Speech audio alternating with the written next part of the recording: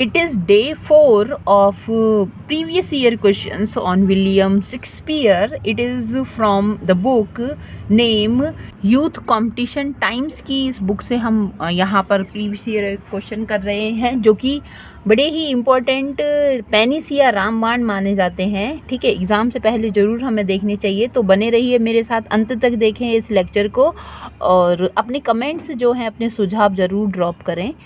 और देखिए लिखा है कि life but a walking shadow, it is a tale told by an idiot full of sound and fury signifying nothing. Aforesaid, ऊपर कही गई ये जो लाइन है मैकबेथ के द्वारा है, अकर होती हैं, कहाँ आती हैं ये लाइनें?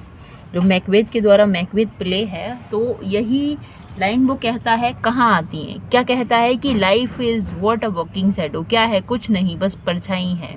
और ये एक टेल है जो कि किसने कही है? किसी इडियट ने कही है। इसमें साउंड है, आवाज़ है, फ्यूरी गुस्सा है, सिग्निफाइंग नथिंग, और कोई भी महत्व इसमें नहीं है।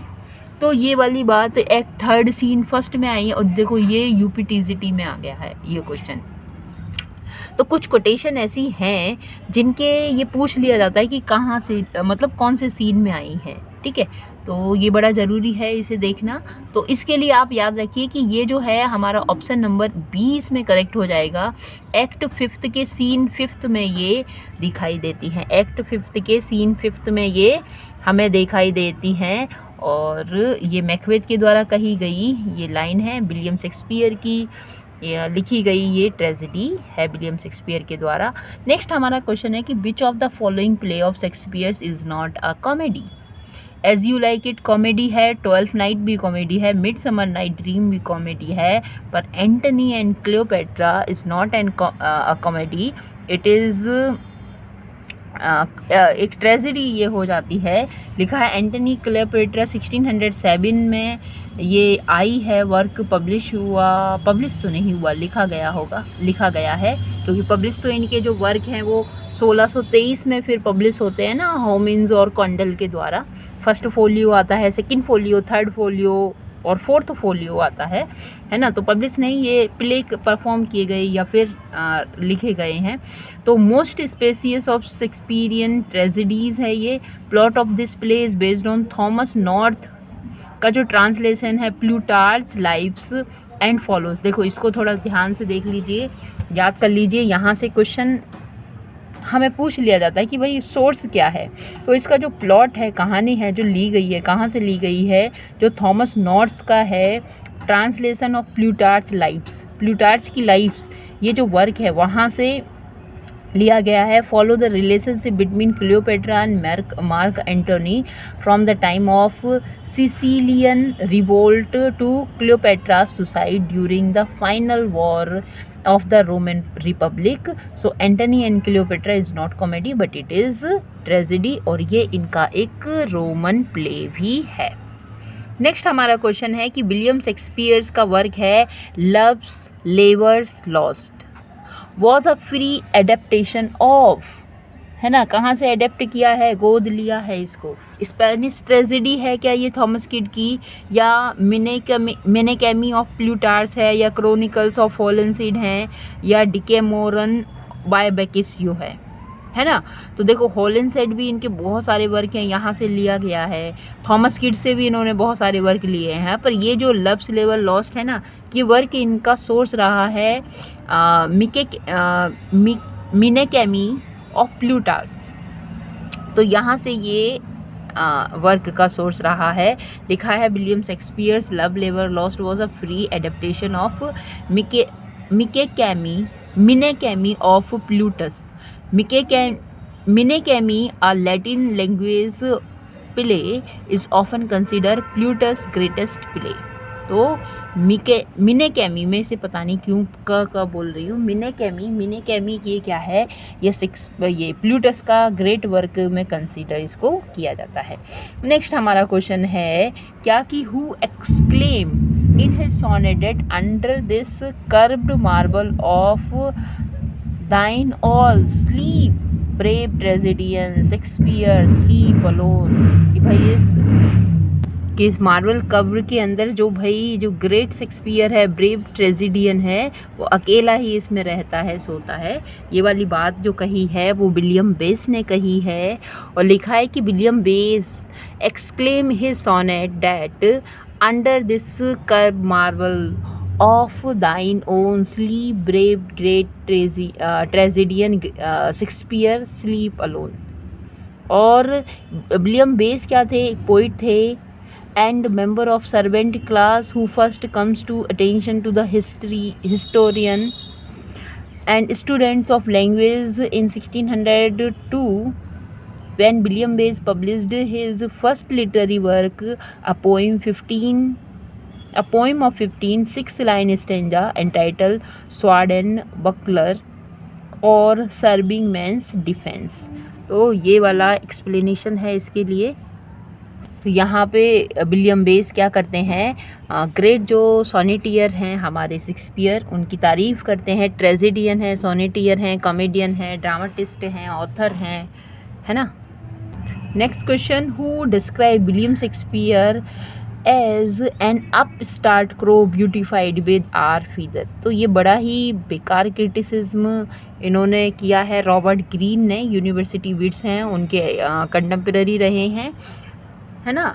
UPTCT 2016 का ये क्वेश्चन है, रिपीट भी ये हुआ था अभी, है ना। और देखिए यहाँ लिखा है कि Robert Greene was prominent member of university wits और he criticise William Shakespeare as an upstart crow. और किया क्या है कि भाई ये तो अभी नया ये क्रो है जो कि इसने अपने पंखों को, अपने फीदर्स को क्या किया है, ब्यूटीफाइड किया है अपने आप को ब्यूटीफाई किया है हमारे फीदर से। और इन्होंने, रॉबर्ट ग्रीन ने क्या किया था, इनका एक पैम्फलेट था, ग्रीन्स ग्रोथ्स बर्थ ऑफ विट। तो इस पैम्फलेट में इस बात को कहा गया था। और ये term university wits was coined by 19th century journalist and author जो रहे जॉर्ज सेंट्सबरी। ठीक है, बाद में ये जो यूनिवर्सिटी विट्स, ये जो नाम है ना, ये जो टर्म है, इनने कॉइन किया है जॉर्ज सेंट्सबरी ने। तो जिस वक्त ये थे उस वक्त इन्हें खुद भी नहीं पता था कि ये कौन है, ये यूनिवर्सिटी विट्स हैं या फिर कौन है।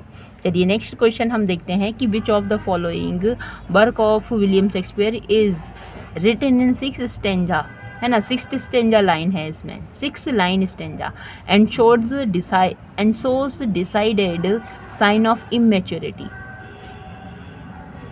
तो स्टार्टिंग का वर्क है, वहाँ इमेच्योरिटी दिखाई देती है इनकी फर्स्ट फेज में। जिस प्रकार प्रोफेसर डाउडन और विलियम जे लॉन्ग ने इनके वर्क को क्या किया है, वो इनकी लाइफ टाइम को डिवाइड किया है ना। तो पैशनेट पिलग्रिम नहीं, रेप ऑफ ल्यूक्री हाँ उसी टाइम में लिखा है, पर वीनस एंड एडोनिस जो है तो ये इनकी जो वर्क है।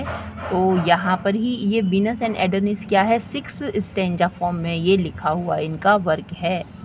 तो Venus and Adonis was published 1593।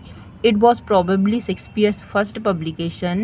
It is written in verse form known as sesta rhyme. तो sesta rhyme में ये लिखा हुआ है, which is a quatrain followed by a couplet. तो 4 लाइन और एक कपलेट 6 लाइन, और इसकी राइम स्कीम ABCC। और ये जो पोएम है साइन ऑफ इमेच्योरिटी, इनकी स्टार्टिंग का प्ले है, इसलिए इमेच्योरिटी अभी इनके अंदर से इस वर्क में झलकती है। नेक्स्ट हमारा क्वेश्चन है कि which of the following play depicts middle class provincial life, है ना। तो मध्य वर्गीय जो लाइफ है कौन सा वर्क है जो दिखाता है, तो Merry Wives, Midsummer Night's Dream, Antony Cleopatra और विंटर्स टेल। तो ये वाले वर्क नहीं हैं। बाकी ये जो मैरी वाइफ्स है ये क्या दिखाता है, मिडिल क्लास जो प्रोविंशियल लाइफ है ना, उसको ये दिखाने का काम करता है। तो Merry Wives of Windsor depicts middle class provincial life, है ना। This play is a comedy, ये कॉमेडी होता है, पब्लिश होता है 1602 में, नहीं पब्लिश्ड नहीं होगा ये, क्योंकि इनके वर्क तो 1623 में पब्लिश हुए हैं, पर रिटन होता है ये, है ना। और इसमें जॉन फॉलस्टाफ इसमें है hero of the play. Most character of the play belong to the provincial life such as Bardolph, Pistol, William Page, mister Quickly, doctor Caius, justice Shallow etcetera. तो ये सारे प्रोविंशियल लाइफ के पात्र हैं। यहाँ पे प्रोविंशियल ग्रामीण लाइफ जो है वो दिखाई जाती है।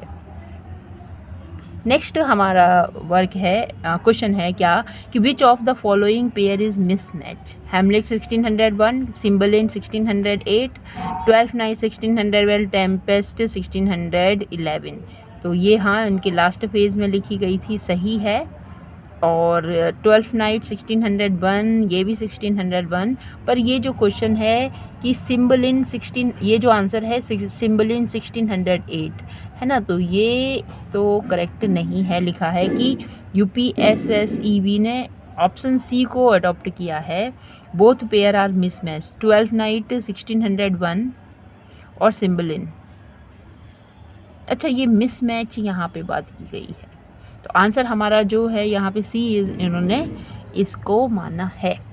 नेक्स्ट क्वेश्चन हम आगे बढ़ते हैं। लिखा है, और ये लास्ट आज का क्वेश्चन, क्या कि which of the following is not a title by a play to a play written by William Shakespeare. तो Henry 6th, Henry 5th, Henry 8th या 7th। तो ये सारे तो लिखे गए हैं, पर 7th नहीं लिखा गया है शेक्सपियर के द्वारा। तो 7th नहीं लिखा गया है, हेनरी 7th नहीं लिखा गया है शेक्सपियर के द्वारा। तो ये हमारा हो जाएगा सही ऑप्शन। और इसी के साथ मैं यहाँ पर इस सीरीज़ को कंटिन्यू करते हुए इस लेक्चर को यहाँ पॉज करती हूँ। होप करती हूँ आपको अच्छा लगा होगा। अपना कमेंट सुझाव क्या है ज़रूर कमेंट बॉक्स में लिखें। Thanks for watching it. Thank you.